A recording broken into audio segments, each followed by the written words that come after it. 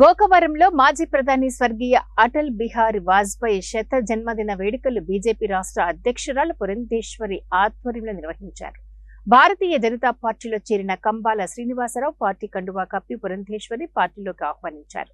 తూర్పు గోదావరి జిల్లా గోకవరం మండలం గోకవరంలో ఈ కార్యక్రమాన్ని చేపట్టారు.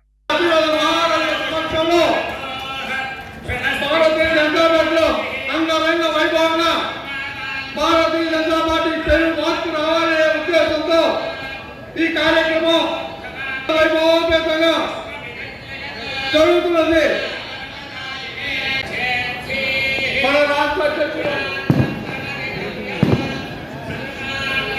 ప్రముఖ నాయకుడు బొత్తుల నానాజీ గారు ఈరోజు భారతీయ జనతా పార్టీ కేంద్రించుకున్నారు.